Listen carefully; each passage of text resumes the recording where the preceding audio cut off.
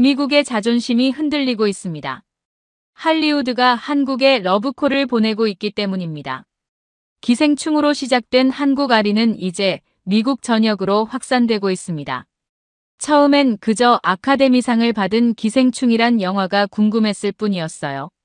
하지만 그 영화는 제가 알던 한국의 모습을 완전히 뒤집어 놓았죠.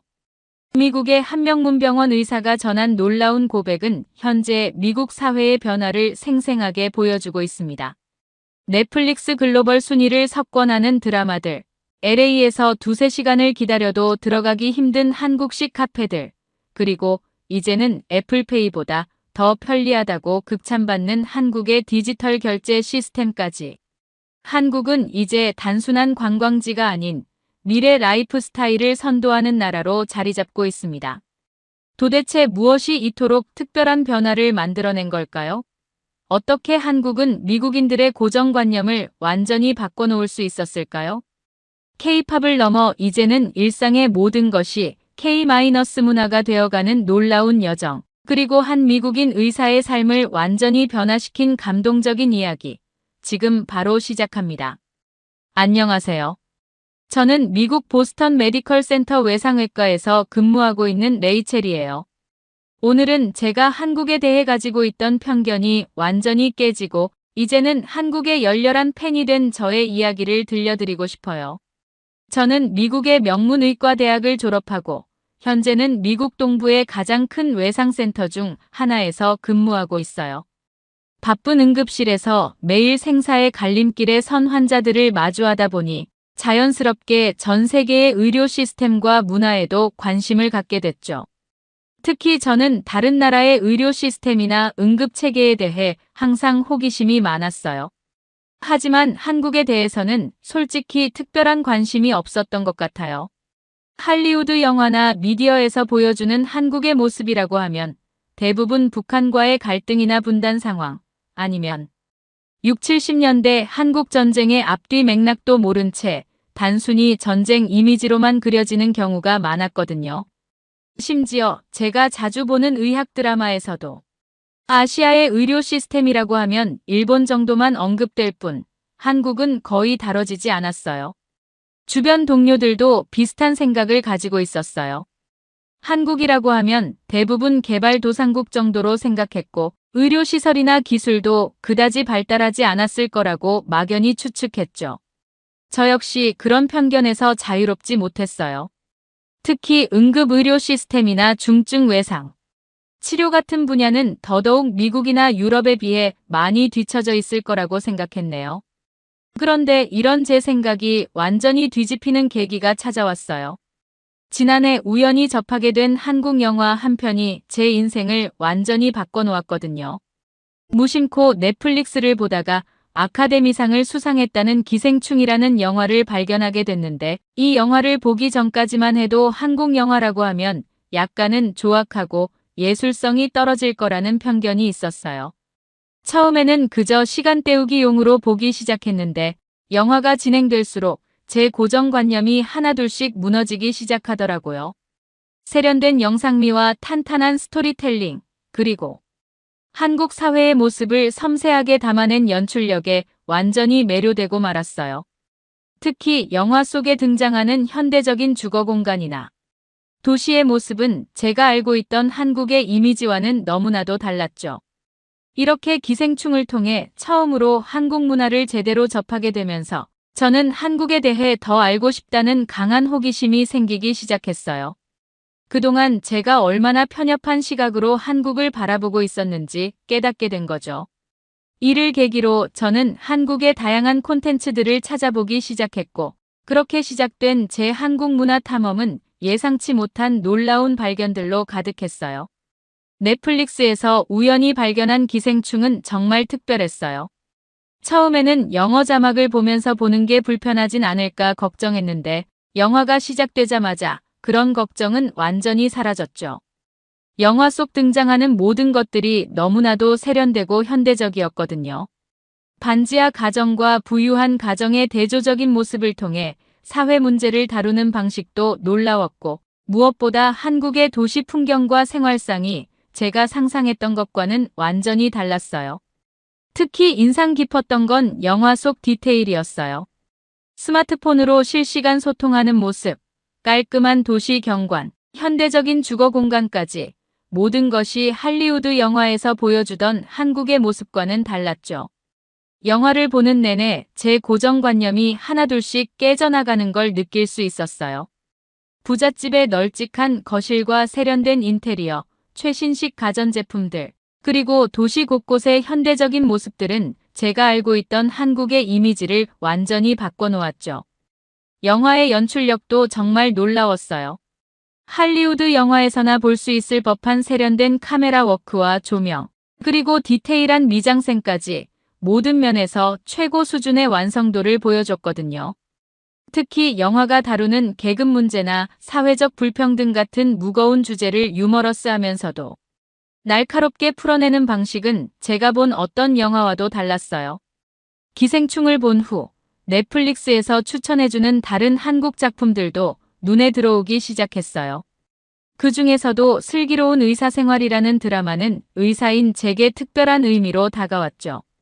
미국의 의료 드라마들이 주로 긴박한 응급실 상황이나 드라마틱한 수술 장면에 집중했다면 이 드라마는 의사들의 일상적인 모습과 환자들과의 교감을 아주 섬세하게 그려내고 있었어요.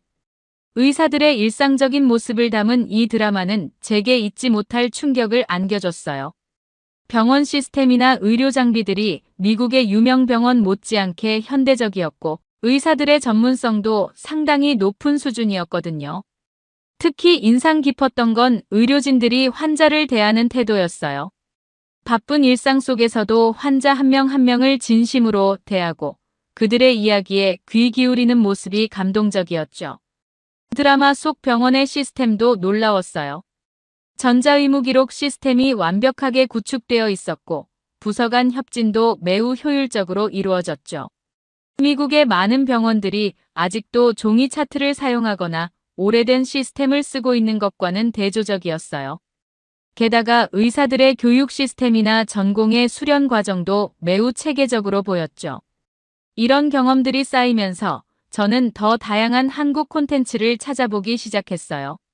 고요의 바다라는 SF 드라마는 한국의 우주기술과 미래의학기술에 대한 비전을 보여줬어요. 우주정거장에서 펼쳐지는 이야기였는데 미래 의료기술이나 우주 생활에 대한 상상력이 굉장히 현실적이면서도 창의적이었죠. 특히 우주에서의 의료 처치나 첨단 장비들의 묘사가 전문가의 시각에서 봐도 상당히 설득력 있었어요. 킹덤은 또 다른 의미에서 저를 매료시켰어요. 조선시대를 배경으로 한 좀비물이라는 독특한 설정도 흥미로웠지만 그 시대의 의학 지식과 현대적 스토리텔링이 절묘하게 어우러진 점이 정말 인상적이었죠.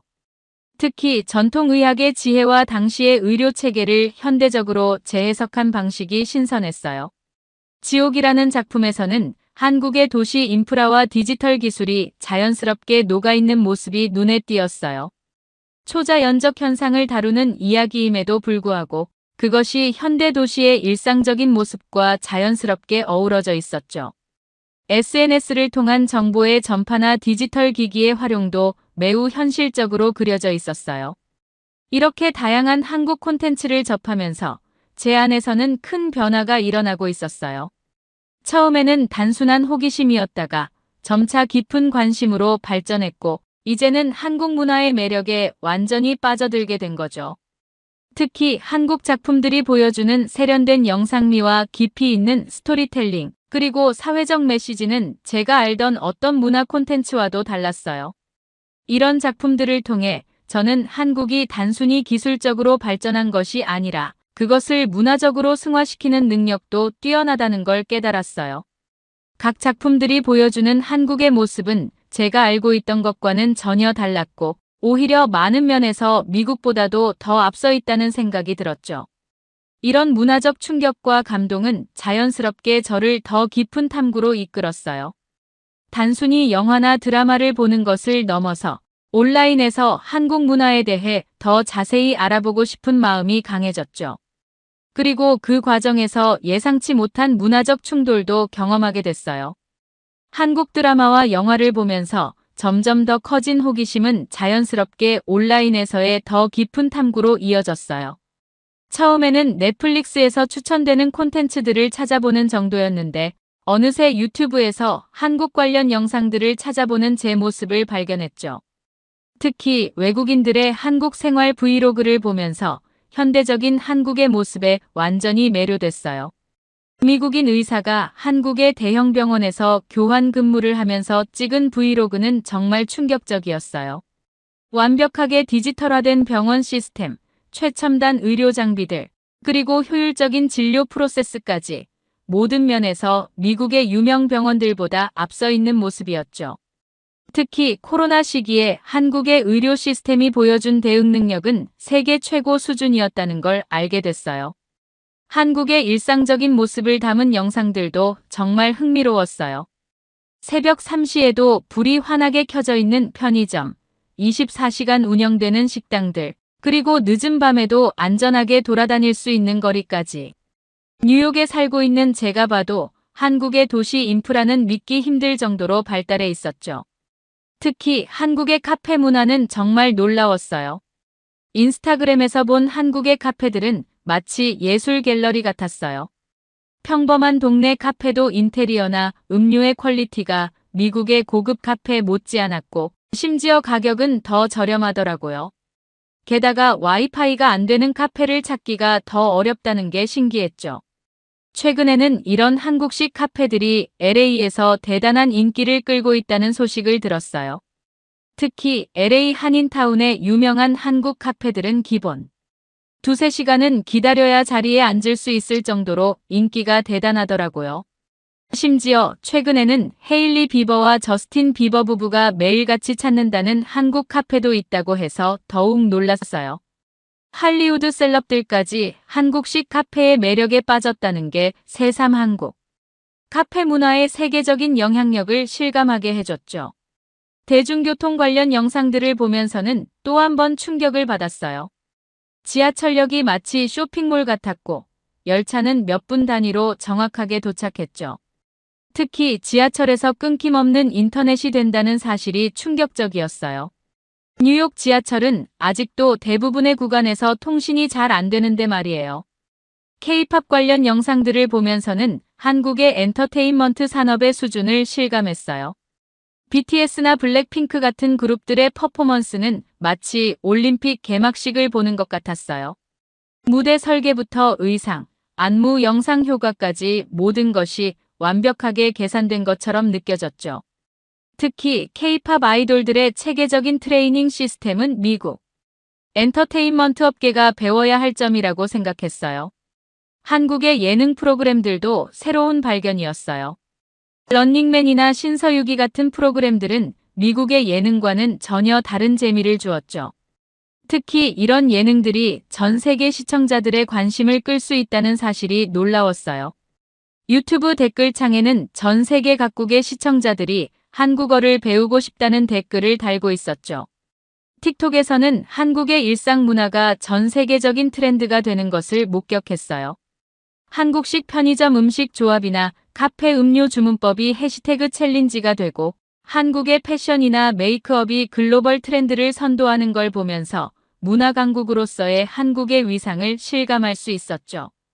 이렇게 온라인에서 한국 문화를 탐구하면서 저는 점점 더 깊은 매력에 빠져들게 됐어요. 특히 한국이 이렇게 발전한 나라라는 사실을 왜 미국에서는 제대로 알지 못했을까 하는 의문이 들었죠. 그런데 그러던 중 우연히 일본인이 쓴 한 게시물을 보게 됐고 그것은 제가 한국 문화를 바라보는 시각을 완전히 바꾸는 계기가 됐어요. 한국 문화에 대해 더 깊이 알아가던 중 우연히 일본의 한 온라인 커뮤니티에서 충격적인 게시물을 발견하게 됐어요. 일본인이 한국의 문화와 기술력을 폄하하는 내용이었는데 한국의 모든 것이 일본의 모방이고 한국이 이룬 성과들은 과대 포장되었다는 식의 내용이었죠.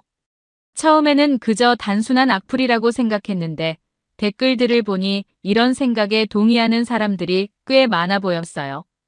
이 게시물의 작성자는 자신이 일본의 유명 IT 기업 직원이라고 밝히면서 한국의 기술력을 깎아내리고 있었어요.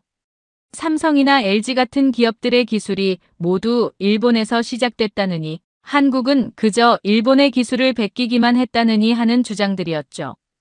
특히 한국의 반도체 산업을 비하하면서 한국이 일본을 추월했다는 건 말도 안 되는 이야기라고 단정지었어요. K-팝에 대한 비판도 가혹했어요. BTS의 성공은 일본 아이돌 문화를 모방한 결과일 뿐이라느니 한국의 아이돌 산업은 일본 것을 베낀 것이라느니 하는 주장이었죠.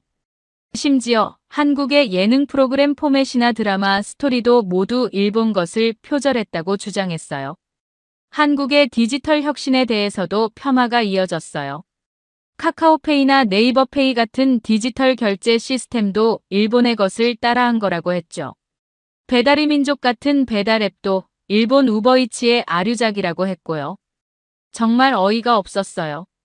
하지만 실제 통계와 사실들은 정반대였어요. 2023년 기준 삼성전자는 이미 세계 메모리 반도체 시장의 절반 가까이를 점유하고 있었고 일본 기업들은 10%도 못 미치는 상황이었죠.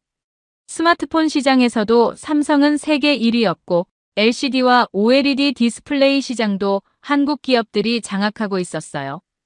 K-팝의 경우는 더 말할 것도 없었어요. BTS는 빌보드 차트에서 일본 가수들이 한 번도 이루지 못한 기록들을 수없이 경신했고 블랙핑크는 전 세계 걸그룹 최초로 코첼라 페스티벌의 헤드라이너로 선정됐었죠. 넷플릭스에서도 한국 콘텐츠들이 일본 콘텐츠들보다 훨씬 높은 시청률을 기록하고 있었어요. 디지털 결제 시스템은 더욱 황당했어요. 한국은 이미 현금 없는 사회로 빠르게 진입하고 있는 반면 일본은 아직도 현금 위주의 결제 문화가 지배적이었거든요. 실제로 제가 찾아본 통계에 따르면 한국의 디지털 결제 비중은 일본의 3배가 넘었어요. 이런 사실들을 확인하면서 저는 그들의 주장이 단순한 열등감의 표현이라는 걸 깨달았어요. 예전에는 분명 일본이 아시아의 기술 강국이었지만 이제는 많은 분야에서 한국이 앞서가고 있다는 게 명백했거든요. 특히 문화산업에서는 그 격차가 더욱 뚜렷했어요. 온라인에서 찾아본 외국인들의 반응도 흥미로웠어요.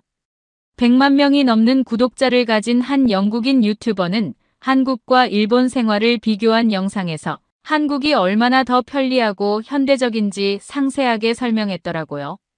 특히 한국의 카페 문화, 편의점, 대중교통 시스템이 일본보다 훨씬 발달했다고 강조했어요. 밤늦게도 문을 여는 식당들, 24시간 배달 문화, 빠른 인터넷 등이 일본에서는 찾아보기 힘들다고 하더라고요. 레딧에서도 한국과 일본에 대한 흥미로운 토론이 많았어요. 특히 10대, 20대들은 압도적으로 한국 문화를 선호한다는 게 눈에 띄었죠. 일본 애니메이션이나 게임은 여전히 인기가 있지만 현대 문화와 트렌드 측면에서는 한국이 훨씬 앞서 있다는 평가가 지배적이었어요. 넷플릭스 글로벌 순위를 보면 이런 차이가 더욱 분명해졌어요. 오징어 게임은 역대 넷플릭스 최고 시청률을 기록했고 그 뒤를 이어 지옥, 고요의 바다 같은 한국 작품들이 꾸준히 상위권을 차지하고 있었죠. 반면 일본 콘텐츠는 애니메이션을 제외하면 글로벌 순위에서 찾아보기 힘들었어요. 유튜브에서의 영향력 차이는 더 극명했어요.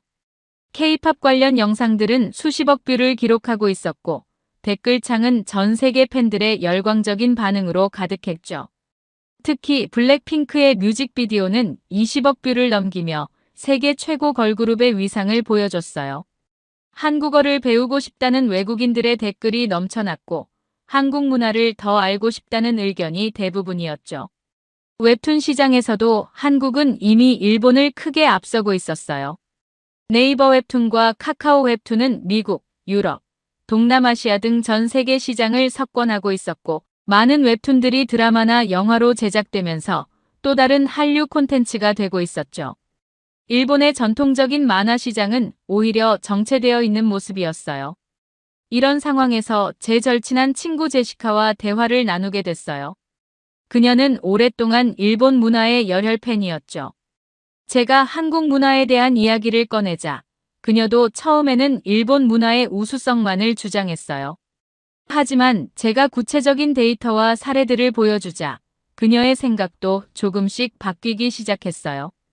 특히 우리가 함께 찾아본 관광 통계는 충격적이었어요.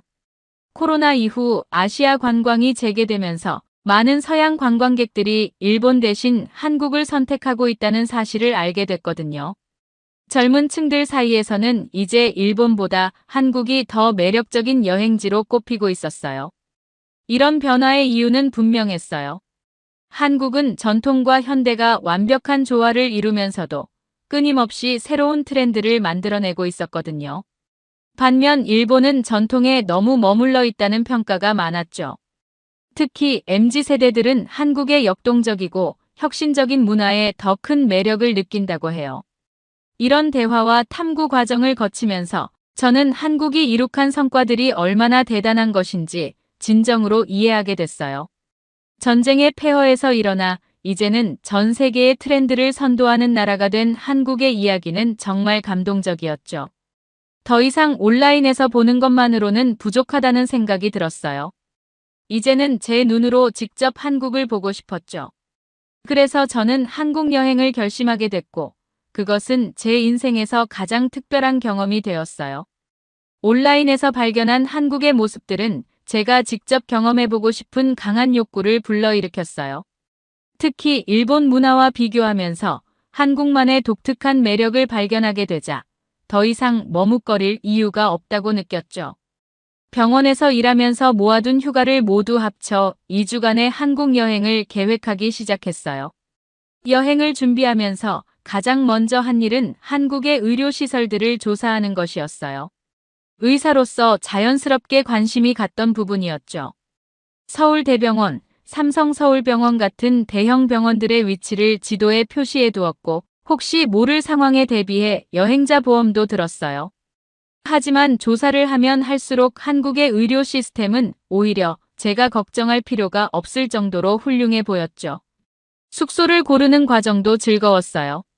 강남, 명동, 홍대 등 서울의 주요 지역들을 하나하나 찾아보면서 각 지역의 특징을 파악했죠. 결국 현대적인 한국을 가장 잘 경험할 수 있을 것 같은 강남으로 숙소를 정했어요. 유튜브에서 본 그 화려한 도시 풍경을 직접 경험하고 싶었거든요. 교통편을 알아보면서 또 한 번 놀랐어요. 인천공항에서 서울 시내까지 가는 방법이 정말 다양하더라고요. 공항철도, 리무진 버스, 택시 등 모든 교통수단의 정보가 영어로 완벽하게 제공되어 있었고 가격도 명확했죠. 특히 공항철도와 지하철을 이용하면 서울 어디든 쉽게 갈 수 있다는 점이 매력적이었어요. 한국의 교통카드 시스템도 인상적이었어요. 티머니나 캐시비 같은 교통카드 하나로 지하철, 버스는 물론 편의점에서도 사용할 수 있다는 걸 알게 됐죠. 미국의 복잡한 교통카드 시스템과는 비교도 안 되는 수준이었어요. 도착하자마자 교통카드부터 구매하기로 마음먹었죠. 음식점 리스트를 작성하는 재미도 쏠쏠했어요. 미슐랭 스타를 받은 한식당부터 길거리 음식까지 먹어보고 싶은 음식들이 너무 많았죠. 특히 유튜브에서 본 치즈 닭갈비, 삼겹살, 순대, 떡볶이 같은 음식들은 꼭 먹어보고 싶었어요. 한국의 프랜차이즈 카페들도 모두 리스트에 넣었죠. 쇼핑 계획도 빼놓을 수 없었어요. 명동과 가로수길의 화장품 매장들, 동대문의 패션 상가들, 그리고 한국의 유명한 백화점들까지 모두 체크해뒀죠.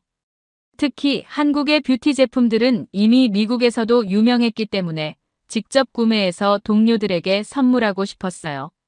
문화체험도 놓치고 싶지 않았어요. 경복궁 같은 고궁은 기본이고 북촌 한옥마을에서 한복을 입어보는 것, 남산타워에서 야경을 보는 것, 한강공원에서 치맥을 즐기는 것까지 하나하나 일정표에 담았죠.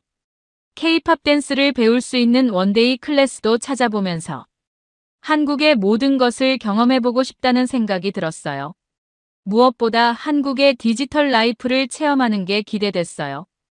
카카오맵으로 길을 찾고 배달의 민족으로 음식을 주문하고 키오스크로 카페에서 주문하는 것까지 미국에서는 경험하지 못했던 편리한 시스템들을 직접 사용해보고 싶었죠. 특히 한국에서는 휴대폰만 있으면 지갑이 필요 없다는 말에 정말 궁금증이 생겼어요. 미국은 아직도 많은 가게에서 현금을 선호하는데 한국은 이미 현금 없는 사회로 진입했다는 게 신기했죠. 한국의 전통 문화도 놓치고 싶지 않았어요. 인사동에서 전통 공예품을 구경하고 광장시장에서 맛있는 길거리 음식도 먹어보고 싶었죠. 특히 전통 찻집에서 차를 마시며 한국의 전통 다도를 체험하는 것도 기대가 됐어요. 현대적인 도시 속에 전통이 살아 숨쉰다는 이야기가 정말인지 확인하고 싶었거든요. 밤문화도 꼭 경험해보고 싶었어요. 미국에서는 늦은 밤이 되면 대부분의 상점이 문을 닫지만 한국은 밤이 되면 오히려 더 활기차진다는 이야기를 들었거든요.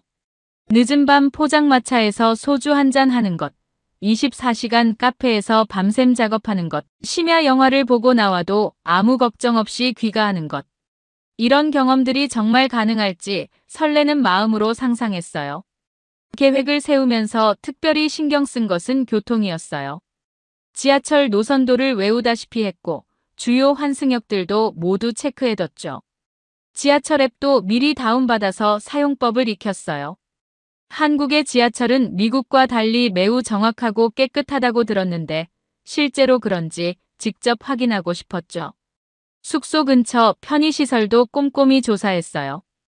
24시간 편의점, 병원, 약국은 물론이고 프런트에서 한국어를 전혀 모르는 외국인을 어떻게 대하는지도 리뷰를 통해 꼼꼼히 확인했죠. 다행히 제가 고른 호텔은 외국인 리뷰가 많았고 대부분 친절하고 영어로도 소통이 잘 된다는 평가였어요. 출발이 일주일도 남지 않았을 때는 정말 잠도 잘 수가 없었어요. 매일 밤 한국 여행 브이로그를 보면서 이런저런 상상을 했죠. 제가 본 영상들 속 장소들을 직접 가보게 된다는 게 실감이 나지 않았어요. 특히 야경이 궁금했어요. 밤이 되면 거대한 빌딩들이 화려한 조명으로 빛나는 모습, 한강변을 따라 반짝이는 불빛들, 그리고 그 속에서 여유롭게 산책하는 사람들의 모습이 자꾸 떠올랐죠. 마지막으로 짐을 챙기면서도 설렘이 가라앉지 않았어요. 옷가지보다 휴대용 보조 배터리와 어댑터가 먼저 가방에 들어갔었죠. 디지털 시티 서울에서는 스마트폰이 생명줄이라는 말이 기억났거든요. 비상약도 챙겼지만 사실 한국의 의료 시스템을 믿었기에 크게 걱정되지는 않았어요. 드디어 한국행 비행기에 오르던 날, 그동안 영상으로만 보던 서울의 거리를 직접 걷게 된다는 생각에 가슴이 두근거렸어요. 한강변에서 치맥도 즐기고 늦은 밤 편의점에서 라면도 먹어보고 싶었죠. 그동안 머릿속으로만 그렸던 장면들이 하나둘씩 현실이 될 거라고 생각하니 정말 흥분됐어요. 그렇게 저는 제가 그토록 동경하던 나라, 한국으로 향했고 그곳에서 정말 특별한 경험들이 저를 기다리고 있었어요. 설렘 가득한 마음으로 탑승했던 비행기가 드디어 인천국제공항에 착륙했어요. 입국장에 들어서는 순간부터 한국은 저를 놀라게 했죠. 세계 최고의 공항이라는 말이 과장이 아니었어요. 입국 심사대의 자동화 시스템, 깔끔하게 정리된 동선, 친절한 안내 데스크까지 모든 것이 완벽했죠. 공항에서 시내로 향하는 첫 발걸음부터 한국의 교통 시스템은 저를 감동시켰어요. 공항철도를 타고 서울로 향하면서 처음으로 한국의 대중교통을 경험했는데 미국의 어떤 철도보다도 깨끗하고 정확했죠. 특히 차량 내부의 실시간 도착 정보 안내와 환승 정보가 영어로도 완벽하게 제공되는 점이 인상적이었어요. 서울 지하철은 또 다른 차원의 경험이었어요. 지하철역이 마치 지하도시 같았죠. 깔끔한 화장실, 편의점, 카페는 물론이고 지하 쇼핑몰까지 있어서 놀랐어요. 역산의 에스컬레이터와 엘리베이터도 곳곳에 설치되어 있어서 무거운 캐리어를 끌고 다니는데 전혀 불편함이 없었죠. 특히 지하철 환승 시스템은 정말 대단했어요. 뉴욕의 복잡한 지하철 환승과는 비교도 안 됐죠. 바닥에 색깔별 라인을 따라가기만 하면 어려움 없이 환승할 수 있었고 게다가 지하철 와이파이가 끊기지 않아서 실시간으로 경로를 확인할 수 있었어요. 버스 시스템도 놀라웠어요. 버스 정류장의 전광판에는 실시간 도착 정보가 표시됐고 버스 안에서는 다음 정류장 안내가 한국어는 물론 영어로도 나왔죠. 교통카드 시스템도 너무 편리했어요. 하나의 카드로 지하철, 버스는 물론 편의점에서도 사용할 수 있다는 점이 신기했죠. 도시의 디지털 인프라도 놀라움 그 자체였어요. 길거리 어디서나 초고속 와이파이가 잡혔고 모든 가게에서 카드나 휴대폰 결제가 가능했죠. 특히 카카오페이나 네이버페이 같은 간편 결제는 미국의 애플페이보다도 더 보편화되어 있었어요. 현금을 거의 사용할 일이 없을 정도였죠. 편의점은 또 다른 차원의 경험이었어요. 24시간 영업하는 것은 물론이고 택배 수령, 공과금 납부, 교통카드 충전까지 가능했죠. 편의점 음식의 종류와 퀄리티도 놀라웠어요. 도시락이나 샌드위치의 맛이 일반 식당 못지않았고 직원들도 항상 친절했어요. 카페 문화도 정말 인상적이었어요. 거리마다 있는 카페들은 마치 갤러리처럼 꾸며져 있었고 커피 맛도 뉴욕의 유명 커피숍 못지않았죠. 특히 24시간 운영하는 카페들이 많아서 놀랐어요. 밤늦게도 공부하거나 일하는 사람들로 카페가 가득 차 있는 모습이 인상적이었죠. 길거리의 디지털 사이니지도 눈길을 끌었어요. 강남역 근처의 대형 LED 스크린들은 타임스퀘어가 부럽지 않을 정도였고 버스 정류장의 스마트 광고판에서는 날씨와 버스 정보를 실시간으로 확인할 수 있었죠. 심지어 횡단보도 신호등 앞에도 LED 바닥 신호등이 설치되어 있어서 스마트폰을 보면서 걷는 사람들의 안전까지 고려하고 있었어요. 쇼핑몰과 백화점의 규모와 시설도 놀라웠어요. 지하 수십 층부터 고층까지 이어지는 쇼핑 공간은 말 그대로 도시 속의 도시 같았죠. 특히 매장마다 설치된 키오스크와 디지털 안내판, 스마트 피팅룸 같은 최첨단 시설들은 미국에서도 보기 힘든 것들이었어요. 도시 곳곳의 무인 시스템도 인상적이었어요. 무인 편의점, 무인 카페, 무인 세탁소 등 사람의 도움 없이도 모든 것을 해결할 수 있는 시스템이 갖춰져 있었죠. 심지어 식당에서도 키오스크로 주문하고 결제까지 할 수 있어서 언어의 장벽 없이 편하게 이용할 수 있었어요. 이런 최신 시설들을 경험하면서 한국이 얼마나 앞선 나라인지 실감할 수 있었어요. 특히 모든 시설이 조화롭게 연결되어 있어 마치 하나의 거대한 유기체처럼 움직이는 도시의 모습은 정말 인상적이었죠. 이제 저는 한국의 또 다른 모습, 바로 사람들과의 교류를 통해 더 특별한 경험을 하게 됐어요. 이런 놀라운 경험을 하던 중에 문득 대학 시절 알게 된 한국인 친구 지수가 생각났어요. 지수를 처음 만난 건 6년 전 보스턴 의대에서였는데 당시 외과 실습 과정에서 처음 마주쳤죠.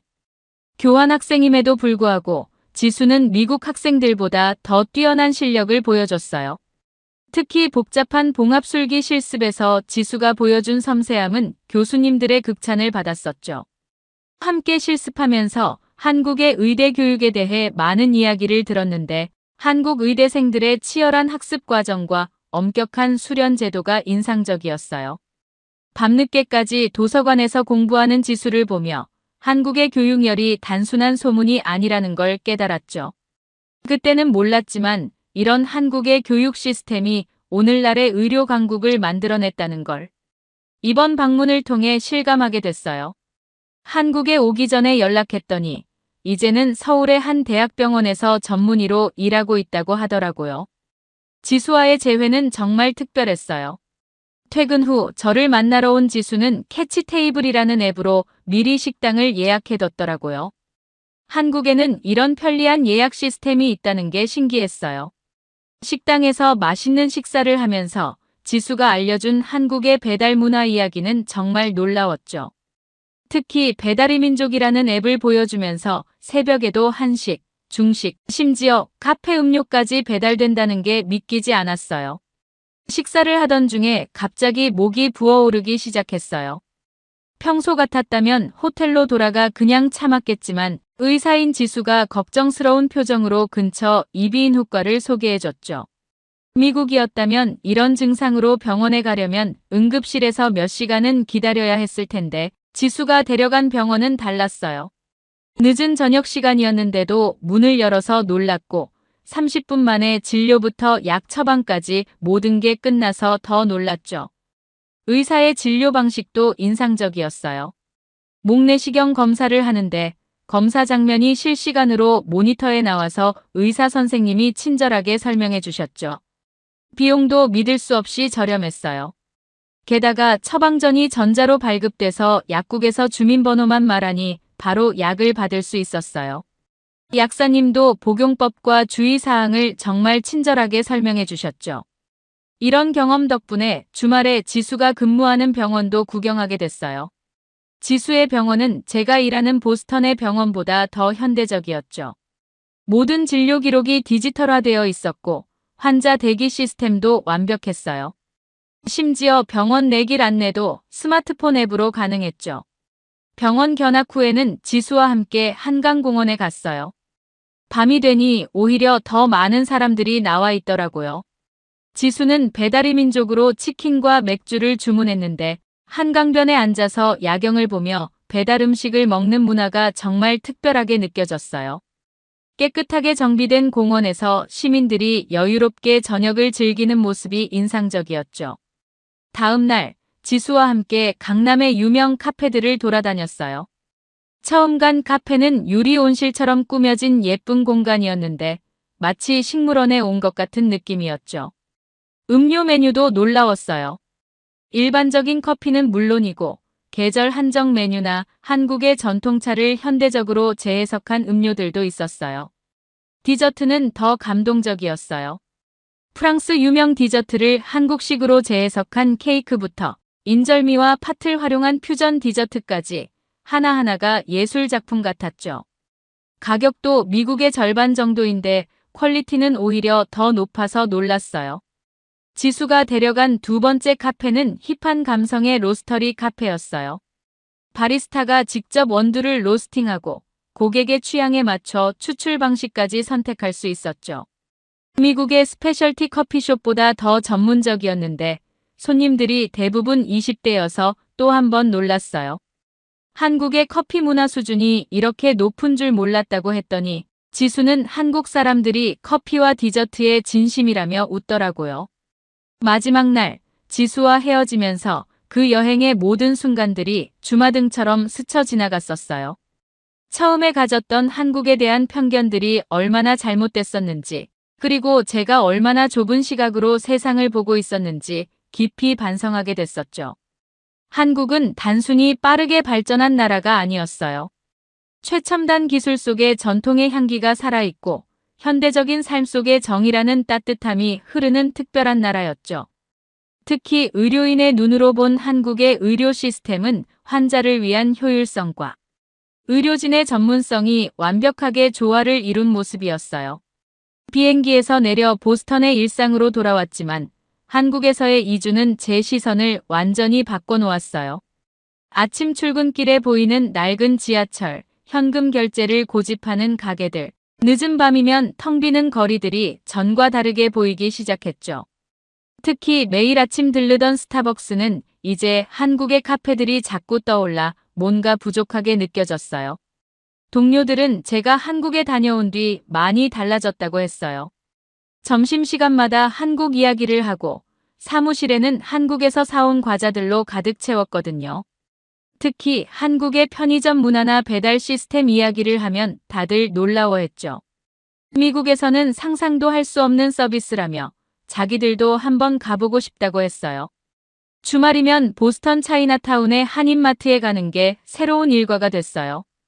한국에서 맛본 음식들을 직접 만들어 보려고 했죠. 라면부터 시작해서 김치볶음밥, 부대찌개까지 도전해봤는데 한국에서 먹은 맛은 아니어도 그립던 맛을 조금이나마 느낄 수 있었어요. 집안도 조금씩 변화가 생겼어요.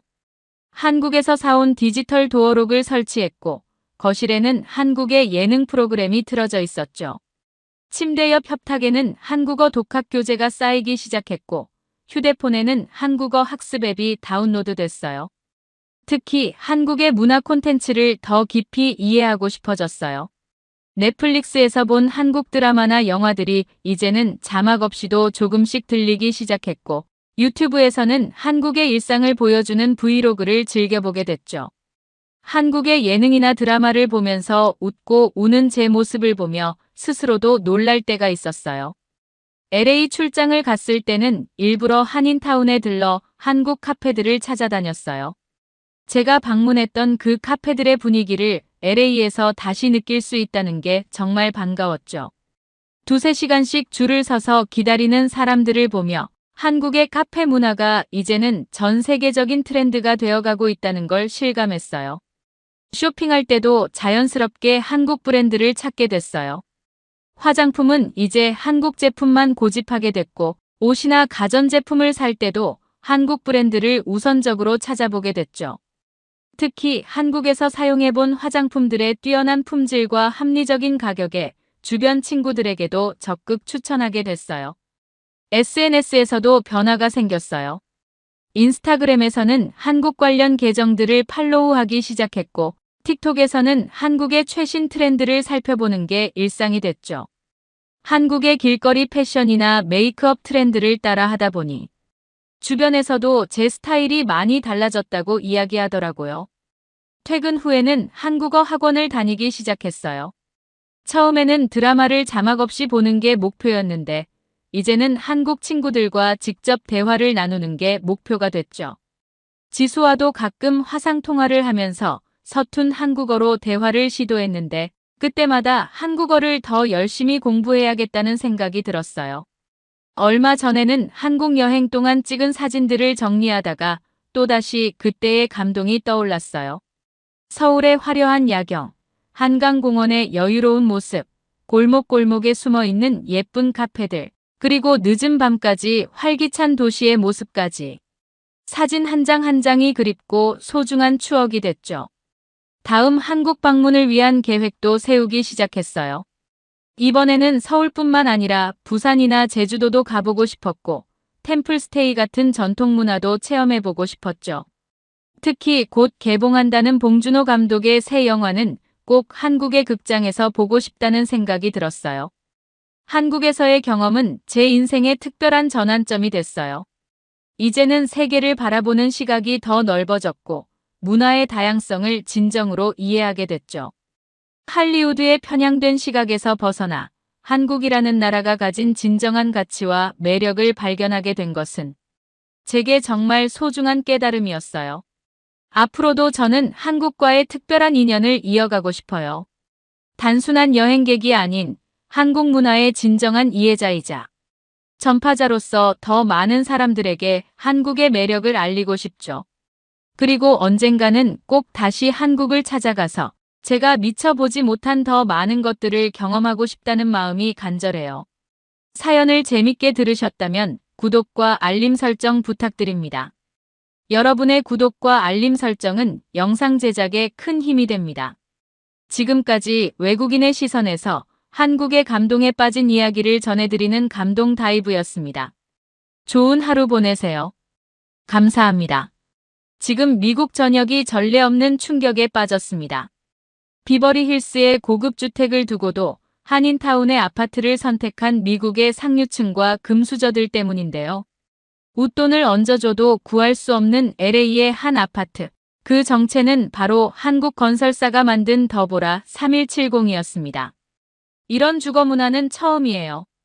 고급 주택과는 전혀 다른 삶의 질을 바꾸는 공간이 LA 현지 언론을 통해 전해진 입주민들의 놀라운 고백은 한국식 주거 문화가 가진 특별함을 생생하게 보여주고 있습니다. 더보라의 성공 소식은 빠르게 퍼져나갔고, 실리콘밸리의 테크 기업들도 이 변화의 흐름에 주목하기 시작했습니다. 이제 한국 건설사의 도전은 LA를 넘어 뉴욕으로 이어지고 있습니다. 세계 경제의 심장부 맨해튼, 그 중에서도 뉴욕의 상징인 타임스퀘어까지 한국 건설사의 손길이 닿게 된 것이죠. 연간 1억 3천만 명이 방문하는 이곳에 K건설의 새로운 역사가 쓰여지고 있습니다. 도대체 무엇이 이토록 특별한 변화를 만들어낸 걸까요? 한국의 아파트 문화는 어떻게 미국 상류층의 라이프 스타일을 완전히 뒤바꿔 놓을 수 있었을까요? K-팝에서 시작된 한류가 이제는 건설 문화까지 미국을 뒤흔드는 놀라운 여정, 그리고 한 미국인의 삶을 완전히 변화시킨 감동적인 이야기. 지금 바로 시작합니다. 안녕하세요. 저는 골드만삭스 VP 캐서린 베넷입니다. 지금 저는 2년간의 한국 생활을 마무리하고 LA로 돌아와 행복한 결혼 생활을 즐기고 있어요. 처음 한국 발령 소식을 들었을 때만 해도 제가 이렇게 한국의 생활 방식에 매료될 줄은 상상도 못했죠.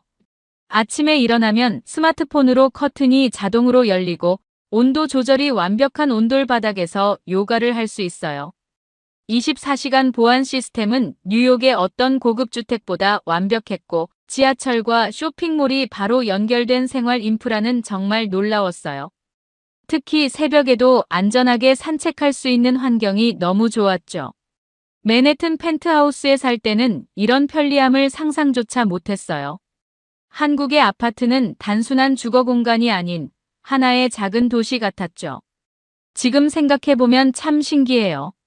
제가 어떻게 이런 놀라운 경험을 하게 됐는지 말이에요. 10년 전, 저는 월가에서 막 커리어를 시작한 신입이었어요. 예일대를 졸업하고 하버드 MBA를 마친 후 골드만삭스에 입사했죠. 여자라는 이유로 수많은 편견과 차별을 겪어야 했고 매일 밤 늦게까지 사무실에서 살다시피 하며 실력을 증명해야 했어요. 하지만 그 노력이 결실을 맺어 테크 산업을 담당하는 VP로 승진할 수 있었죠. 월스트리트 저널에서는 저를 월가의 라이징 스타로 소개했어요. 실리콘밸리의 유니콘 기업들과 중요한 거래들을 성사시켰고 업계에서는 제 이름만 들어도 알 정도가 되었죠. 성공의 상징처럼 여겨지는 어퍼 이스트 사이드의 펜트하우스에서 살게 되었고 매일 아침 센트럴파크를 내려다보며 하루를 시작했어요. 제 펜트하우스는 완벽했어요. 3층 높이의 공간에 최첨단 홈 오토메이션 시스템이 설치되어 있었고 개인 소믈리에가 관리하는 와인셀러, 프라이빗 헬스장까지 갖추고 있었죠. 인테리어 매거진에도 여러 번 소개될 정도로 럭셔리했어요. 하지만 이런 화려한 삶 뒤에는 늘 허전함이 있었어요. 제 남편 마이클은 LA의 유명 법률사무소에서 할리우드 스타들의 전담 변호사로 일하고 있었거든요. 결혼 초에는 둘 다 각자의 커리어를 위해 주말 부부로 지내는 게 당연하다고 생각했어요. 금요일 저녁 비행기로 LA에 가거나 마이클이 뉴욕으로 오는 것이 우리의 일상이었죠. 처음에는 이런 생활이 낭만적이기도 했어요. 매주 금요일이면 베버리 힐스의 마이클의 집이나 제 맨해튼 펜트하우스에서 재회하며 럭셔리한 주말을 보냈죠. 미슐랭 스타 레스토랑에서 디너를 즐기고 주말에는 햄튼스로 드라이브를 가기도 했어요. 하지만 시간이 지날수록 이런 생활에 회의감이 들기 시작했어요. 평일에는 밤늦게까지 이어지는 회의와 미팅으로 전화 통화조차 쉽지 않았고 주말이면 시차 적응도 안 된 상태로 다시 일상으로 돌아가야 했죠. 명품으로 가득한 옷장과 최고급 레스토랑의 코스 요리도 더 이상 제 마음을 채워주지 못했어요. 밤이 특히 외로웠어요. 중요한 거래가 성사되어 늦은 시간 사무실을 나설 때면 축하를 나눌 사람이 없다는 게 마음 아팠죠. 휴대폰 속 마이클의 사진을 보며 한숨만 쉬었어요. 우리 부부가 함께 있는 시간보다 떨어져 있는 시간이 더 많다는 게 점점 더 마음에 걸렸죠. 제 주변의 워킹맘들은 아이들 학교 행사에 참석하느라 바빴어요. 하지만 저는 아직 아이를 가질 생각조차 하지 못하고 있었죠. 서로 다른 도시에 사는 부부가 어떻게 아이를 키울 수 있을까요? 이런 생각을 하면 마음이 무거워졌어요. 사무실 벽에는 수많은 성공적인 거래를 증명하는 기념 사진들이 걸려 있었어요. 하버드 동창들과 비교해도 빠른 승진과 화려한 커리어를 쌓았죠. 하지만 점점 더 이런 생각이 들었어요. 과연 이게 제가 꿈꾸던 삶일까요? 매일 밤 텅 빈 펜트하우스로 돌아와 혼자 와인을 마시며 마이클과 영상통화를 하는 이 생활이 정말 행복한 걸까요? 주변 사람들은 제가 부러운 삶을 살고 있다고 말했어요. VP라는 직함, 어퍼이스트 사이드의 펜트하우스, 할리우드 스타들의 변호사인 남편까지. 겉으로 보기엔 완벽한 삶이었죠. 하지만 저는 점점 지쳐갔어요. 성공이라는 사다리를 오르느라 정작 제가 진정으로 원하는 게 무엇인지 잊고 살았던 거예요. 이런 생각들로 머리가 복잡해질 때쯤 아시아 담당 이사님께서 저를 찾으셨어요. 한국지사에서 제 경험과 실력을 필요로 한다는 거였죠. 아시아 시장의 급성장으로 인해 테크 산업 전문가가 절실하다는 설명이었어요. 순간 겁이 났어요. 지금도 힘든 주말 부부 생활인데 더 멀리 떨어진 한국으로 간다는 건 말도 안 되는 것 같았죠. 게다가 아시아는커녕 한국이라는 나라에 가본 적도 없었어요. 이제 막 VP로 자리 잡은 커리어를 모두 내려놓고 낯선 나라로 가야 한다니 생각만 해도 불안했어요. 그날 밤 고민 끝에 마이클과 영상통화를 했어요. 평소보다 일찍 회의를 마치고 집으로 돌아와 와인 한 잔을 마시며 조심스럽게 이야기를 꺼냈죠. 제 걱정과 불안을 모두 털어놓았어요. 마이클의 대답은 의외였어요. 캣, 지금 우리가 이렇게 떨어져 사는 것도 서로의 꿈을 위해서잖아. 어차피 당분간은 각자의 길을 가야 한다면 새로운 경험을 해보는 게 어때? 난 늘 자부심을 가지고 있어. 내 아내가 월가에서 가장 유능한 VP라는 걸. 이제 더 넓은 세상에서 그 실력을 보여줄 차례야. 마이클의 말은 제게 큰 위로가 되었어요. 맞아요. 어차피 지금도 함께 있는 시간보다 떨어져 있는 시간이 더 많은데 이번 기회에 새로운 도전을 해보는 것도 나쁘지 않을 것 같았어요. 그의 응원에 용기를 얻어 한국행을 결심했죠. 그때만 해도 이 결정이 제 인생을 이렇게 크게 바꿔놓을 줄은 몰랐어요. 마이클의 응원으로 한국행을 결정했지만 그때부터 진짜 고민이 시작됐어요. 골드만삭스의 동료들은 제가 미쳤다고 생각했죠. 뉴욕의 VP 자리를 버리고 아시아로 간다는 걸 이해하지 못했어요. 특히 맨해튼에서 함께 일하는 시니어 VP는 아시아 근무 경험을 이야기하며 한숨을 쉬었죠. 한국에 대해 알아보기 시작했어요. 처음엔 기본적인 것부터 찾아봤죠. 서울이 수도이고 삼성과 현대 같은 글로벌 기업이 있다는 것 정도만 알고 있었으니까요. K-팝이나 한국 드라마는 들어본 적 있었지만 실제 생활은 어떨지 전혀 감이 잡히지 않았어요. 특히 충격적이었던 건 주거 문화였어요. 대부분의 사람들이 아파트에 산다는 거였죠. 제가 알던 아파트는 뉴욕의 저소득층 주거단지 같은 곳이었어요. 낡고 오래된 건물의 범죄율도 높은 그런 곳이었죠. 한국에서는 중산층과 상류층도 아파트에 산다는 게 이해가 되지 않았어요. 인터넷으로 한국의 아파트 단지를 검색해봤어요. 수십 개의 똑같은 건물이 늘어서 있는 모습이 마치 디스토피아 영화의 한 장면 같았죠. 어떻게 저런 곳에서 살 수 있을까 걱정이 커져갔어요. 맨해튼의 제 펜트하우스나 LA의 마이클의 단독주택과는 너무나 다른 모습이었죠. 친한 친구들도 모두 말렸어요. 특히 예일대 동창인 제시카는 아시아 출장 경험을 이야기하며 문화 충격을 강조했죠. 음식부터 시작해서 언어 장벽, 직장 문화까지 모든 게 달라도 너무 다르다고요. 심지어 한 친구는 한국이 너무 위험하다며 북한 이야기까지 꺼냈어요. 부동산 에이전트를 통해 서울의 주거 옵션을 알아봤어요.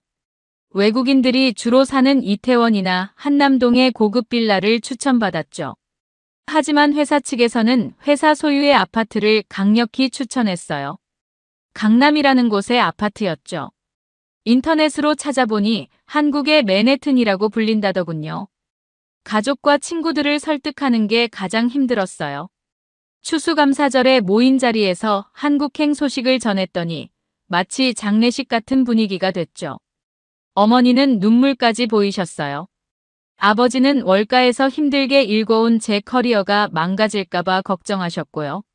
마이클의 부모님도 걱정이 크셨어요. 지금도 힘든 주말 부부 생활인데 더 멀리 떨어지면 결혼 생활이 위험해질 거라고 하셨죠. LA와 뉴욕은 그래도 같은 나라라도 되지만 한국은 너무 멀다고요. 시차도 크고 비행 시간도 길어서 주말 부부 생활이 더 힘들 거라고 하셨어요. 골드만삭스의 인사팀에서 오리엔테이션을 받으면서 더 큰 충격을 받았어요. 한국의 직장 문화가 미국과는 완전히 다르다는 거였죠. 회식 문화부터 시작해서 수직적인 조직 문화까지 제가 잘 적응할 수 있을지 의문이 들었어요. 특히 여성 임원이 드물다는 이야기를 들으니 더욱 불안했죠. 외교부 사이트에서 한국 생활 정보를 찾아보다가 우울해졌어요.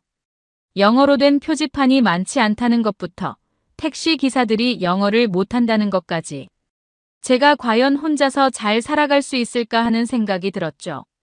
지하철은 복잡하고 버스는 더더욱 이용하기 어려울 것 같았어요. 그런데 한국에서 먼저 온 외국인 주재원들의 블로그를 보면서 조금씩 마음이 달라지기 시작했어요. 처음에는 힘들었지만 지금은 한국 생활이 너무 좋다는 후기들이 많았거든요. 특히 치안이 좋고 대중교통이 편리하다는 평가가 많았어요. 심지어 한국을 떠나기 싫다는 글도 있었죠.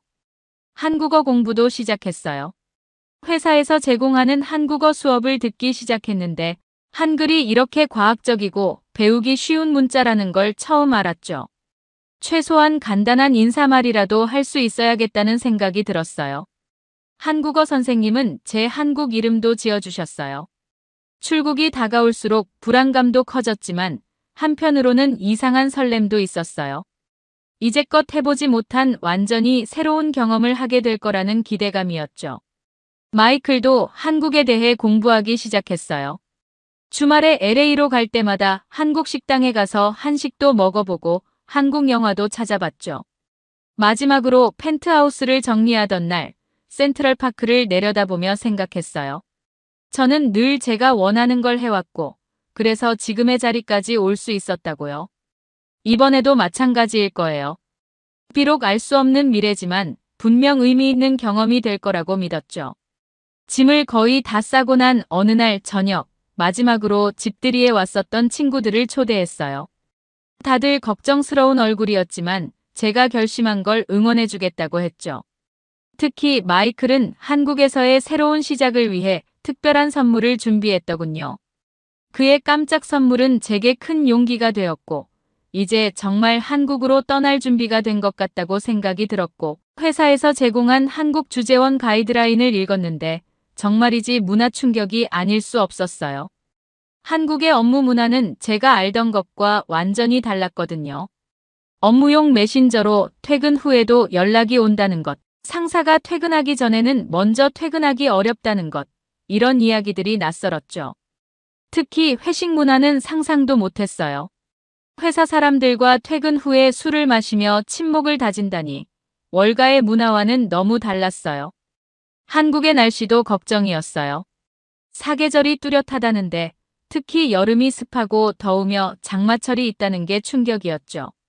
뉴욕의 더운 여름도 힘들었는데 한국은 더 힘들 것 같았어요. 겨울은 또 얼마나 추울지, 난방은 어떻게 하는지 이런 걱정도 들었죠. 의료 시스템도 알아봤어요. 미국의 주치의 시스템이 없다는 게 이상했죠. 대신 큰 병원에 가서 직접 진료과를 선택한다고 해서 불안했어요. 하지만 의료비가 미국보다 훨씬 저렴하다는 이야기를 듣고 놀랐죠. 미국에서는 상상도 못할 가격이라고 하더군요. 식생활 적응도 큰 숙제였어요. 저는 평소 샐러드와 스테이크를 즐겨 먹었는데 한국은 쌀 중심의 식사 문화라고 하더군요. 매운 음식도 많다고 해서 걱정됐어요. 마트에서 장보기도 문제였죠. 한국의 마트는 지하에 있는 경우가 많다고 해서 그것도 낯설었어요. 쇼핑도 고민이었어요. 한국의 옷 사이즈가 미국과 다르다는 이야기를 들었거든요. 제 키가 5.74피트인데 한국에서는 꽤 큰 편에 속한다고 하더군요. 신발 사이즈도 찾기 어려울 것 같았어요. 화장품은 또 어떻게 구입해야 할지, 미용실은 어떻게 가야 할지, 이런 일상적인 것들이 모두 걱정됐죠. 한국의 집 구조도 이해하기 어려웠어요. 욕실에 욕조가 없는 경우가 많다는 것, 온돌이라는 바닥 난방 시스템, 베란다를 확장해서 쓴다는 것까지. 모든 게 낯설었죠. 특히 신발을 현관에서 벗는다는 문화는 상상도 못했어요. 집안에서 맨발로 다닌다니 처음에는 비위생적이라고 생각했죠. 이사 준비를 하면서 전기 제품도 문제였어요. 한국은 전압이 220볼트라서 제 모든 가전제품을 새로 사야 한다는 걸 알았죠. 심지어 드라이기와 고데기까지 새로 준비해야 했어요. 변압기를 사용할 수는 있지만 그것도 여러모로 불편할 것 같았어요. 반려동물 입국 절차도 알아봤어요. 제 고양이 루나를 데려가고 싶었거든요. 마이크로칩 이식부터 예방접종, 검역 절차까지 신경 쓸 게 너무 많았죠. 특히 한국의 동물 검역 기간이 길다는 것도 걱정이었어요. 하지만 이런 걱정들 속에서도 한 가지 흥미로운 점을 발견했어요. 한국은 세계에서 가장 빠른 인터넷 속도를 자랑한다는 거예요. IT 강국이라는 말에 조금은 안심이 됐죠. 적어도 넷플릭스는 끊김없이 볼 수 있겠다는 생각이 들었어요. 한국행이 일주일 앞으로 다가왔을 때 마지막으로 주치의를 만났어요. 1년치 처방약을 받고 한국의 병원 시스템에 대한 조언도 들었죠. 그때 선생님이 의외의 말씀을 해주셨어요. 한국의 의료기술이 매우 뛰어나다는 거였죠. 오히려 미국보다 더 앞선 분야도 있다고 하시더군요. 마지막 짐 정리를 하면서 문득 이런 생각이 들었어요. 제가 이렇게 많은 걱정을 하는 게 어쩌면 당연한 일이겠죠. 하지만 이 모든 걱정들이 나중에는 웃으면서 떠올릴 추억이 될지도 모른다고요. 그리고 그 생각이 맞았어요. 지금 한국에서의 첫날을 떠올리면 그때의 모든 걱정이 기우였다는 걸 알 수 있거든요. 인천공항행 비행기를 타기 전날 밤 마이클과 영상통화를 하면서 마지막 작별 인사를 했어요. 그는 제 선택을 믿는다고, 그리고 이 경험이 분명 특별한 의미가 있을 거라고 말해줬죠. 13시간의 비행 끝에 인천공항에 도착했어요. 피곤할 법도 한데 공항의 첫인상에 놀라 정신이 번쩍 들더군요. 미국의 어떤 공항보다도 깨끗하고 현대적이었어요. 입국장에서 나오자 회사에서 보낸 운전기사님이 제 이름이 적힌 태블릿을 들고 기다리고 계셨죠. 첫날부터 문화 충격의 연속이었어요. 차에 탑승하자마자 와이파이가 잡혔고 운전기사님은 실시간 교통정보로 최적 경로를 찾아가셨죠. 그런데 이건 시작에 불과했어요. 강남의 제 아파트 단지에 도착했을 때 받은 충격은 더 컸으니까요. 30층이 넘는 고층 건물들이 늘어서 있는 모습은 마치 미래도시 같았죠. 걱정했던 것과 달리 삭막하지 않았어요. 건물 사이사이로 아름답게 조성된 정원과 산책로가 있었고 저녁이면 은은한 조명이 켜져 마치 고급 리조트 같은 느낌이었어요. 아파트 관리사무소에서 입주 절차를 밟으면서 첫 감동을 받았어요. 친절하게 모든 것을 설명해 주시는데 영어로도 소통이 가능하셨죠. 게다가 외국인 입주민을 위한 안내 책자까지 준비되어 있더군요. 심지어 제가 좋아하는 커피도 내어주셨어요. 첫 출근 전날 아파트 시스템을 배우느라 정신이 없었어요. 보안 카드를 받으며 들은 설명이 마치 첨단 기술 강의 같았죠. 얼굴 인식, 지문 인증, 원격 출입 관리까지. 비버리 힐스의 고급 주택단지보다 더 철저한 보안 시스템에 놀랐어요. 특히 집 밖에 있어도 스마트폰으로 현관문 앞을 확인할 수 있다는 게 신기했죠. 그날 저녁 짐을 풀다가 배가 고파서 음식을 주문했는데 이것도 하나의 경험이었어요. 배달앱으로 주문하자 30분도 안 되어 도착했는데 문 앞에 놓인 음식을 찾으러 나가면서 처음으로 디지털 도어록의 편리함을 실감했죠. 게다가 보안실에서 실시간으로 모니터링을 하고 있어서 늦은 시간에도 전혀 걱정이 없더군요. 시차 적응이 안 되어 첫날 밤은 잠이 오지 않았어요. 베란다에 나가 야경을 바라보는데 마치 별들이 땅으로 내려온 것 같았죠. 창문을 열어도 소음이 거의 들리지 않아 놀랐어요. 나중에 알고 보니 삼중 유리와 특수 단열재 때문이라고 하더군요. 다음 날 아침 드디어 온돌 바닥을 제대로 경험했어요. 알람 소리에 눈을 뜨고 바닥에 발을 디뎠을 때의 그 따뜻한 감촉이란.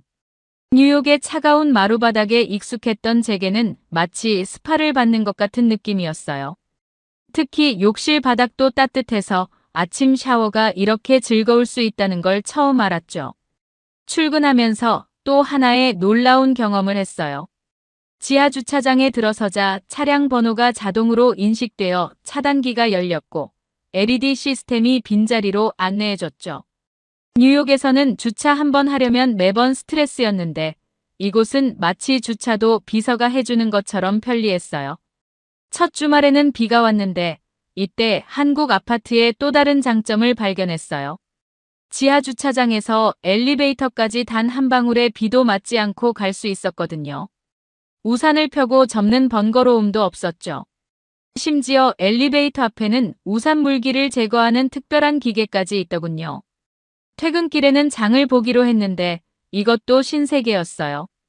단지 바로 앞에 있는 대형 슈퍼마켓은 제가 필요한 모든 것을 갖추고 있었죠. 게다가 근처에 다양한 식재료 가게들이 있어서 신선한 과일이나 채소를 구하기도 편했어요. 진열대 사이를 둘러보다가 문득 깨달았어요. 제가 걱정했던 것처럼 불편하거나 답답하기는커녕 오히려 더 편리한 생활을 하고 있다는 걸요. 첫 택배를 받았을 때의 경험도 특별했어요. 택배기사님이 문 앞에 물건을 놓고 사진을 찍어 증명하시는 모습이 인상적이었죠. 무엇보다 놀라웠던 건 보안이었어요. 택배가 도착하면 앱으로 알림이 오고 CCTV로 확인할 수 있었거든요. 뉴욕에서는 택배 도난이 심각한 문제였는데 여기서는 전혀 걱정할 필요가 없었죠. 이웃들과의 첫 만남도 기억에 남아요. 엘리베이터에서 마주친 옆집 주민이 반갑게 인사를 건네시더군요. 영어가 서툴러도 따뜻한 미소로 환영해 주시는 모습에 감동받았어요. 나중에는 김치도 담가주신다고 하셨죠. 미국에서는 상상도 못할 이웃과의 교류였어요. 주말에는 단지 내 커뮤니티 시설을 둘러보기로 했어요. 피트니스 센터에 들어섰을 때 제 눈을 의심했죠. 뉴욕의 프리미엄 헬스클럽 못지않은 최신 운동기구들이 가득했거든요. 수영장은 또 어떻게 럭셔리했던지 마치 5성급 호텔의 시설을 단지 내에 옮겨놓은 것 같았어요. 한 달쯤 지났을 때 마이클이 처음으로 방문했어요. 그의 반응이 잊히지 않네요. 로비에 들어서자마자 이게 정말 아파트야? 라며 놀라더군요. 특히 골프 연습장을 보고는 자기도 이사 오고 싶다고 농담했죠. LA로 돌아가는 비행기를 타면서 마이클이 한 말이 기억나요. 당신이 걱정했던 것보다 훨씬 좋은 곳이네요. 생활하면서 가장 인상 깊었던 건 관리 시스템이었어요. 모든 게 모바일 앱 하나로 해결됐거든요. 관리비 조회부터 시설 예약, 불편사항 신고까지. 심지어 분리수거 방법도 앱에서 자세히 안내해줬죠. 처음에는 복잡해 보였던 분리수거가 어느새 자연스러운 습관이 되어 있더군요. 처음 한국행을 결정했을 때만 해도 이곳에서의 생활이 이렇게 편리하고 안전할 줄은 상상도 못했어요. 이제는 오히려 뉴욕의 생활이 불편하게 느껴질 정도예요.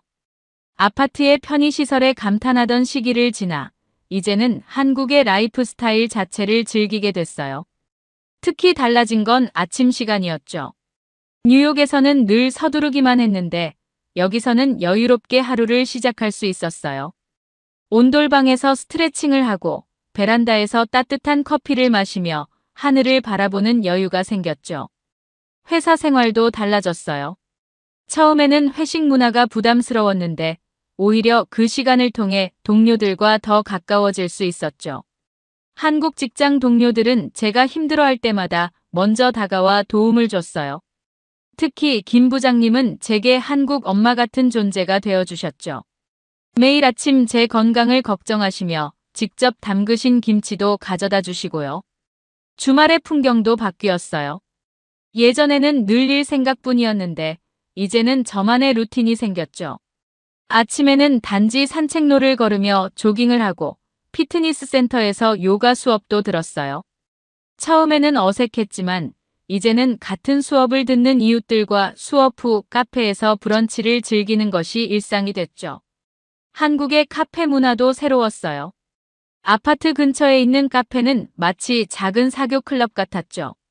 주말 오후가 되면 이웃들과 모여 이야기를 나누고 서로의 근황을 공유했어요. 뉴욕에서는 상상도 못했던 이웃과의 교류였죠. 특히 옆집 수잔과는 제가 한국에 온 뒤로 가장 친한 친구가 됐어요. 처음으로 한국을 방문한 친구는 제시카였어요. 월스트리트에서 함께 일하던 그녀는 제가 한국으로 오겠다고 했을 때 가장 반대했던 사람이었죠. 하지만 일주일간 제 집에서 지내면서 그녀의 생각은 완전히 바뀌었어요. 특히 새벽에 혼자 편의점에 다녀온 후 미국의 치안 상태에 대해 한탄하더군요.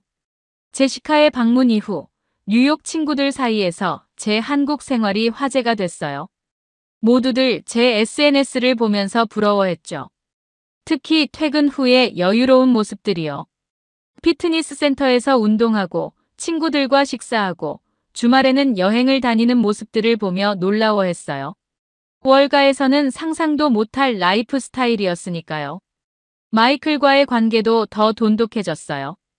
처음에는 시차 때문에 대화할 시간을 맞추기 어려웠지만 오히려 그 때문에 서로를 더 그리워하게 됐죠. 주말마다 영상통화를 하면서 서로의 일상을 더 소중하게 공유하게 됐어요. 특히 한국의 치안과 편리함을 경험한 후로는 마이클도 제 선택을 전적으로 지지하게 됐죠. 가장 큰 변화는 제 자신에 대한 생각이었어요. 뉴욕에서는 늘 다음 목표만 쫓았는데 한국에서는 현재의 순간을 즐길 수 있게 됐죠. 아침에 일어나면 베란다에서 커피를 마시며 하늘을 바라보고 퇴근 후에는 동네 시장을 둘러보며 저녁거리를 고르는 여유가 생겼어요. 한국의 계절 변화도 제 생활에 새로운 리듬을 가져다 줬어요. 봄에는 벚꽃 축제를 즐기고 여름에는 시원한 빙수를 먹으며 더위를 달랬죠. 가을에는 단풍 구경을 가고 겨울에는 온돌방의 따뜻함을 만끽했어요. 계절마다 다른 음식과 문화를 경험하면서 삶의 풍요로움을 느꼈죠. 특히 한국의 명절은 제게 큰 깨달음을 주었어요.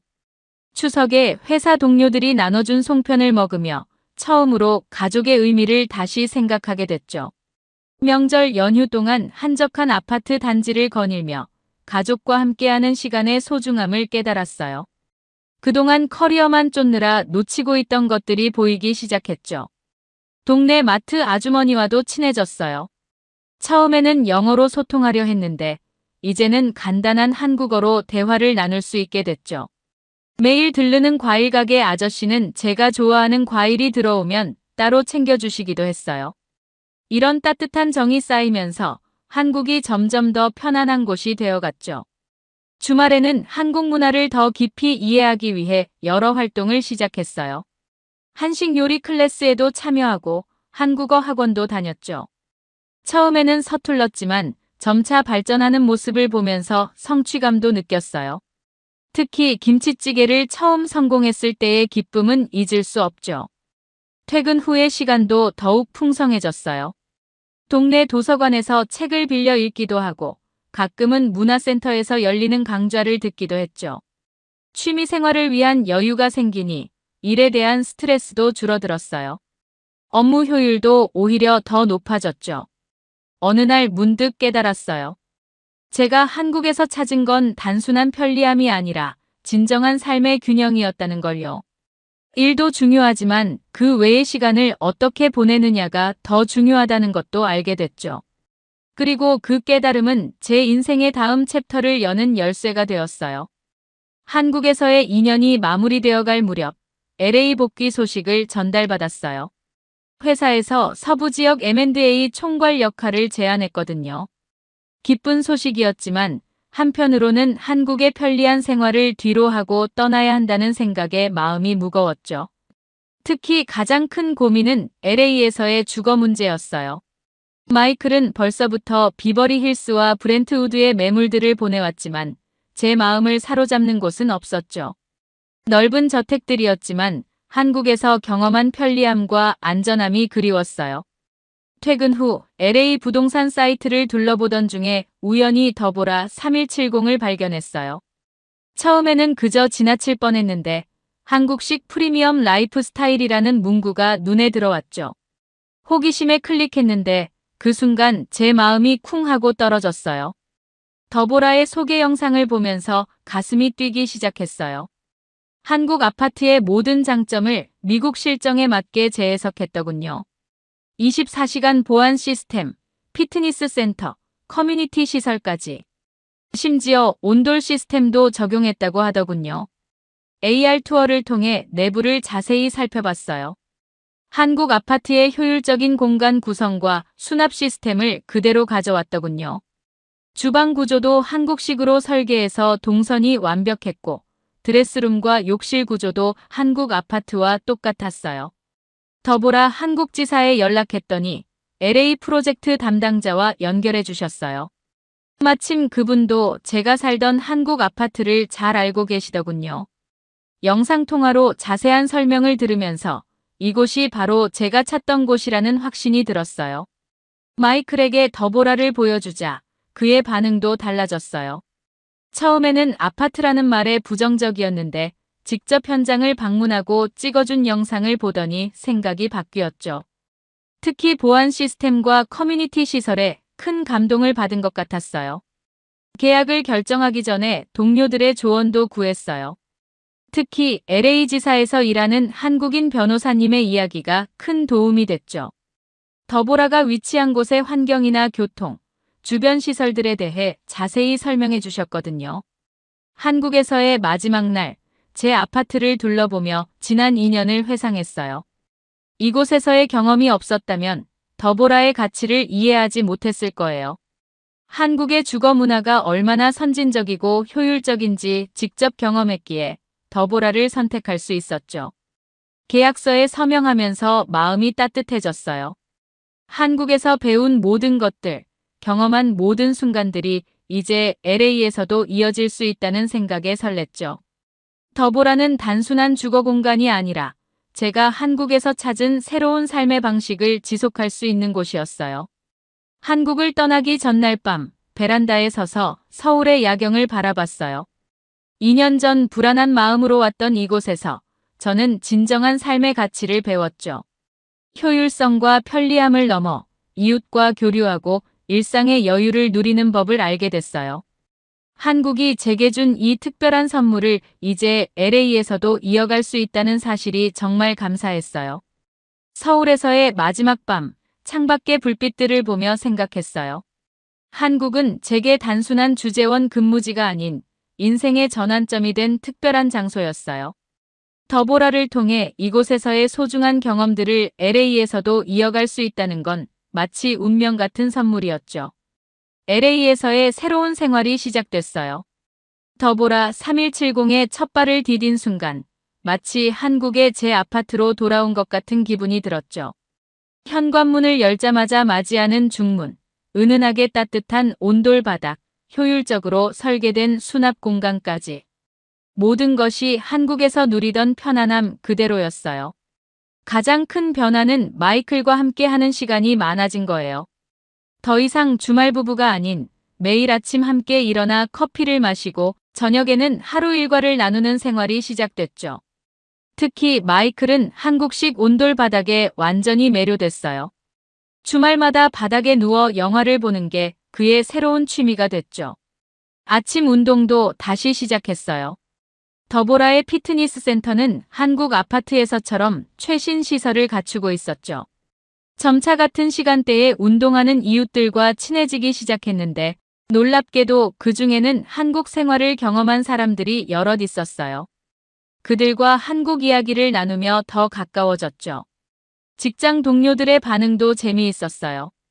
처음에는 비버리 힐스 대신 더보라를 선택한 걸 이해하지 못했죠. 하지만 집들이에 초대했을 때 모두의 생각이 바뀌었어요. 특히 24시간 보안 시스템과 커뮤니티 시설을 보고는 감탄을 금치 못했죠. 한 동료는 다음 날 바로 더보라의 웨이팅 리스트에 이름을 올렸다고 하더군요. 한국에서 익숙해진 생활 패턴도 그대로 이어갔어요. 신발을 벗고 생활하는 것은 기본이고 특히 한국식 수납 시스템이 습관이 되었더군요. 처음에는 마이클이 적응하기 어려워했지만 이제는 그도 드레스룸의 완벽한 정리 시스템의 매력에 빠졌어요. 미국의 워크인 클로젯은 크기만 큰데 비해 한국식 드레스룸은 공간 활용도가 정말 뛰어나거든요. 계절별 옷장 분리부터 섬세한 수납장 구성까지 모든 게 이치에 맞게 설계되어 있죠. 욕실 문화도 완전히 바뀌었어요. 한국에서 경험한 쾌적한 욕실 시스템을 더보라에서도 그대로 누릴 수 있다는 게 정말 좋았죠. 바닥 난방은 물론이고 습기 제거를 위한 환기 시스템, 샤워 부스와 욕조의 완벽한 분리까지. 마이클은 이제 미국 호텔에 가면 욕실이 불편하다고 할 정도예요. 주말이면 한국에서처럼 이웃들과 교류하는 시간도 늘었어요. 더보라의 카페에서 모여 이야기를 나누고 서로의 집에서 식사를 하기도 했죠. 특히 한국 음식을 좋아하는 이웃들이 많아서 제가 한국에서 배운 레시피를 나누며 더 가까워졌어요.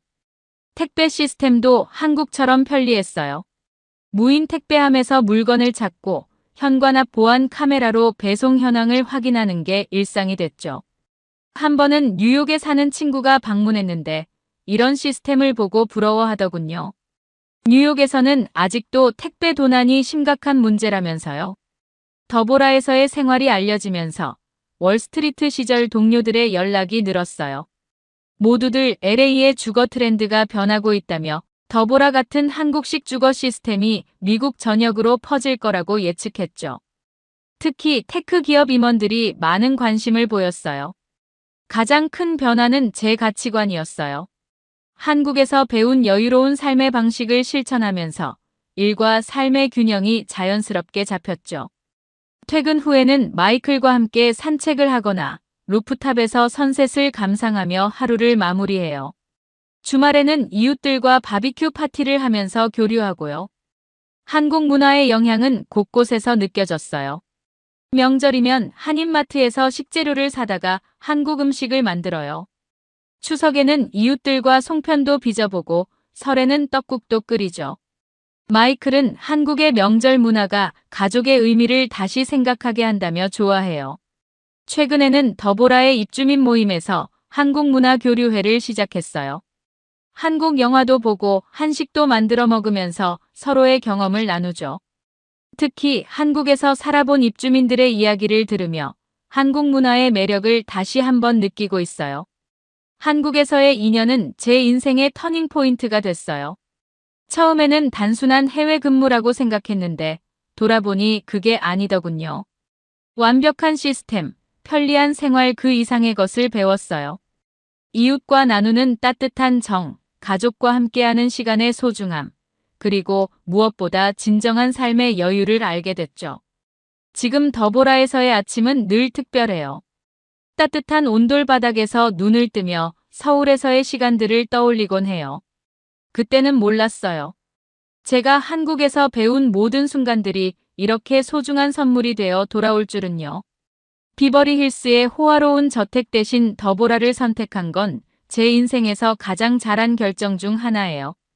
이곳에서 저는 매일 한국에서 발견한 행복을 다시 한번 경험하고 있거든요.